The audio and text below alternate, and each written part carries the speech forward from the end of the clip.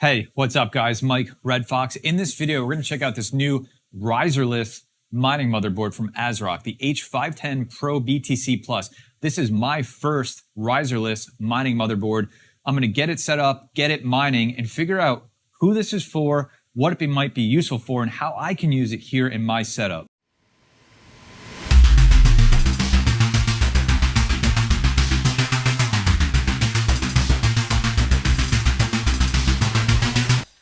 So first things first, let's just check out this board on ASRock's website. I am really stoked on this because I'm a big fan of their 13 GPU mining motherboard. That's the motherboard I have the most of throughout my mining setup. And so when I saw this come out, I got really excited just because I'm a big fan of their mining products. So you can see, and we'll unbox this one in a second, but it's got 6 full PCIe slots on there. And then additionally, it also has a USB mining port that you can see right there, and that is to plug a riser right into to add a 7th card. Some of the other features that I really enjoy on this specific motherboard is it has 8 fan headers on it, which is really important. Especially these are really designed to go in like server cases and stuff along those lines. But yeah, I'm really excited to check this out. You can see the 6 full slots and the 1 USB mining port. It also has additional ATX power supply connections on it. I want to look at that and just really check out this motherboard and how far the PCIe slots are from each other, what cards might you be able to fit into it, how would airflow be.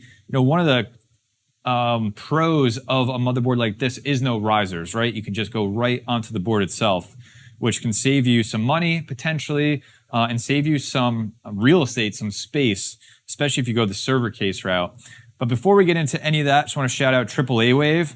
They sent this board over to me, and while I've been really interested, and I almost bought one in testing this board, what I noticed is they actually have it at amongst the cheapest price available. It's cheaper than its price was on Newegg, on Amazon. So at least as of making this video, if you do want to pick one of these up, AAA Wave is the cheapest place to get one from everything that I found. That may change over time, but just so you know, they sent this to me. I wanted to check it out. I've been wanting one of these for a while. I almost actually wrote ASRock to see if they would send me one, but wound up getting partnered up with AAA Wave anyway. So let's take a look at this board. So let me switch cameras over here. And pretty simple box, right? Saw the front earlier in the video, and then you can see the back here with just what the board looks like, but we're gonna dive into it anyway. And I think the best way to do that is I have an overhead camera set up here. So we're gonna switch over there, and we're gonna start getting this unboxed. So move some stuff out of the way, give us some room to work with, and we'll start checking this out. I haven't opened this yet at all. So we'll check it out together and then get it all set up. So manual, cool. We'll maybe read that. We got the SATA for the hard drive, which I think this is probably the screw for the NVMe drive, which I won't be using, though I think I might want to start switching over that just for less cables. And then we got the board itself coming in this ESD bag. So let's check that out. That's everything that's in the box. Nothing else in there. So we'll get this out of the way. All right, so let's see. Let's get it out of this ESD bag and start checking out this motherboard. There it is. You guys can see all the full slots. 1, 2, 3, 4, 5, 6. Right there. And then this is that additional mining slot there, and you can probably see what it says on it. It says this port is for mining only, so no plugging in USB over there. Let's get it out of this protective foam so we can check it out a little further. It's actually zip tied in there.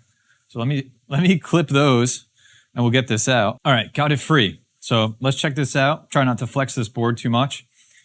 So a few things that I'm really interested in is the additional ATX power supply connectors. So you can check out here, the 24 pin, over on this side, there's 2 there, and then there's another one here. And this says this connector is for starting up secondary power supply only. So I'm curious at how that works, because obviously these, you're not powering risers, but these still have to get power some way. And in a typical PC setup, that would be from the ATX power supply, but we got 6 slots here, so it needs additional juice from the power supply to power, you know, the 75 watts that this could call for maximum from the power supply. So what I'm seeing is I think it does that in a few different ways, and the multiple ATX power supplies is one. So you got 1, 2, 3. But the thing that I found really interesting is it also has these Molex ports on here. So it's got 1, 2, 3, 4. And these are all meant to give additional power to the PCIe as well.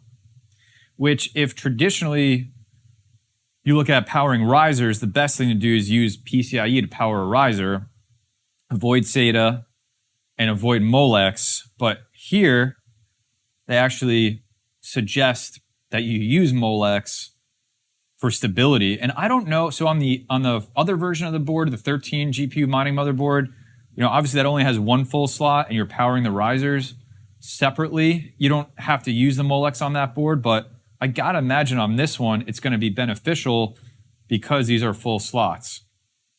So found that really interesting. Additional thing is that it only has 1 slot for RAM. I'm going to be at least planning to use a 4 gig stick in here. I did buy 2 4 gig sticks just because it was cheaper than buying a single 4 gig. And I realize now that it only has 1 slot. Processor, some heat sinks here. And then here you can see it's got USB 3. I guess that's USB 2. This old school keyboard and mouse port. It has Ethernet, but the thing that I'm really excited that it has is HDMI, because actually the H510 does not. It has DVI on it, which is kind of a pain. So I'm really stoked to see that this has HDMI, so I can plug right in and use the integrated graphics of the processor. Additional things that I really enjoy from for this board, and I mentioned it earlier in the video, is the fan headers. So it's got 1, 2, 3, 4, 5, 6.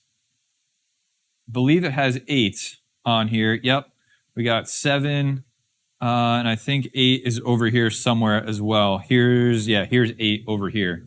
So it's got 8 fan headers. It means you can run 8 fans. You don't need a fan hub or anything like that. Again, this is really, in my mind and in my opinion, designed to go in like a server case setup where it would have that. Though I have seen, and this is probably the path I will follow, I've seen miners use this in Veta style open air frames after making some customizations to that frame.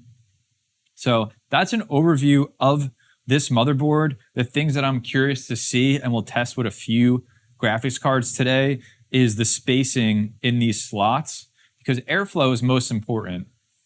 So I'm curious, maybe we'll try a couple different GPUs of different sizes in here just to see how tight the fit might be, so that you can use that information to decide if this is something that you want to do and invest in on your own. I guess the only thing that we missed here, which is right here in an interesting place, this is the NVMe drive. So it would sit right here underneath a graphics card and then screw in there.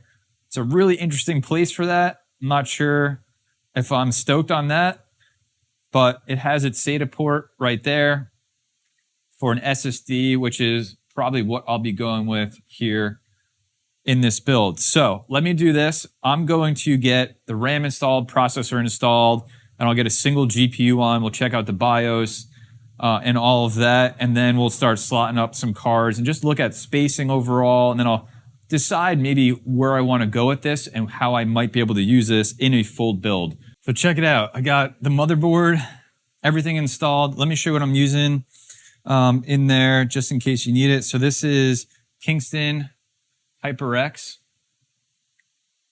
RAM, and it's specifically DDR4 3200 that I use in there. And I'll leave links to where to figure, if you want to get this board, I'll leave links to figure out what processors and what RAM works in there. And then the Intel Celeron 5905 is the cheapest CPU that I could get that would work in there, which is the lower end CPUs anyway.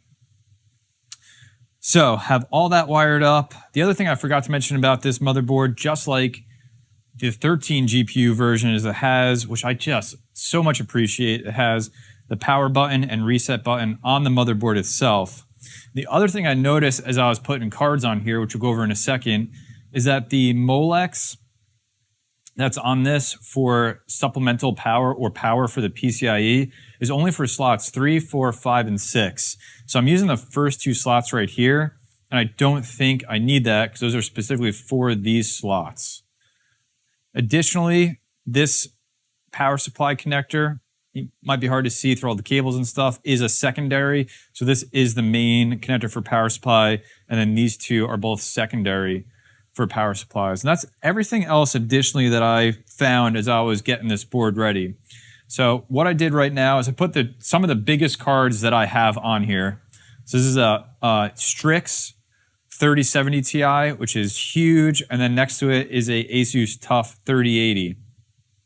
Just to give you a sense of spacing between those cards. And then I wanted to measure this too. So just in case you're curious for your own setup, between center to center on the two slots is about 7 centimeters.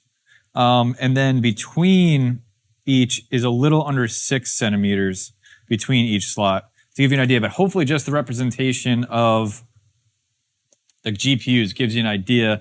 These are going to run close together, right? So airflow, the fans are right here. Airflow is going to be so important. So I'm positive that additional case fans like a server chassis would supply is going to be really important here. I'm going to power this up.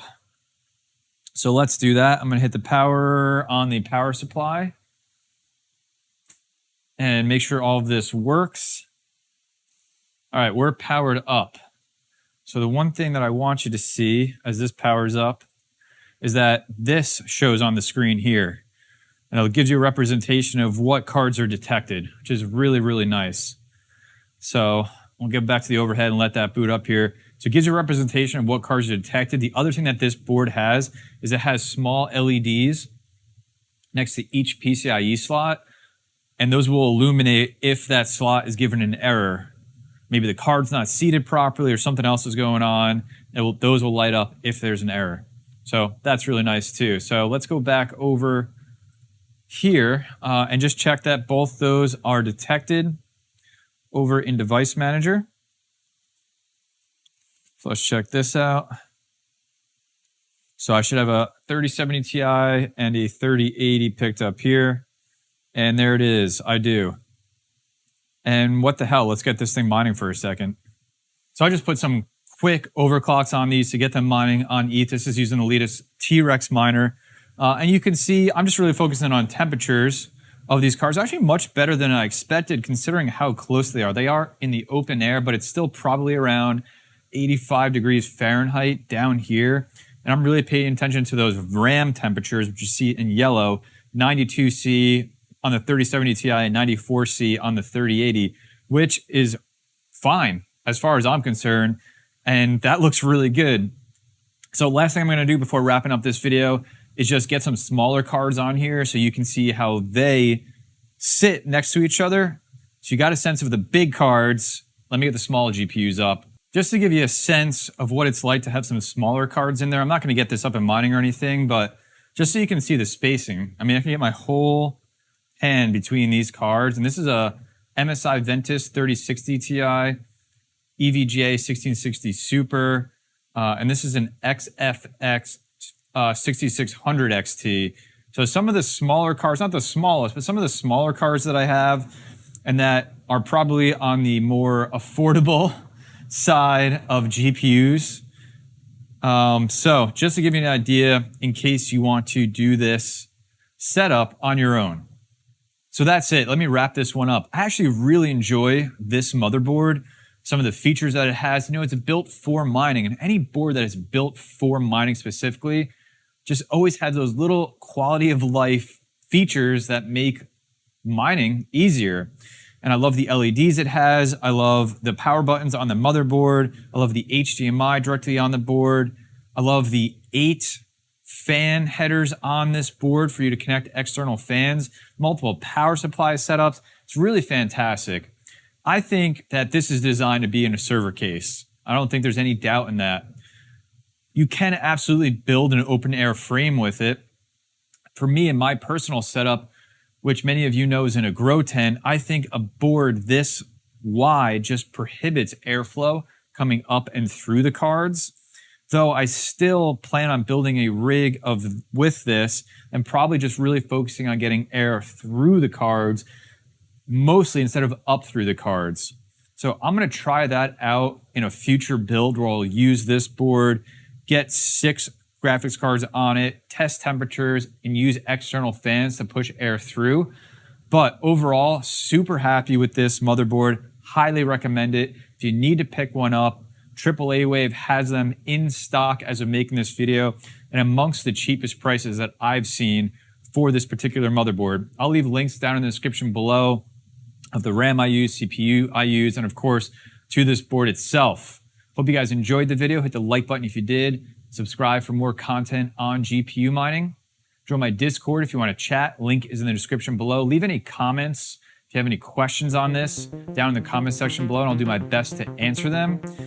And as always, please take care of yourself, take care of each other, and I will see you in the next video.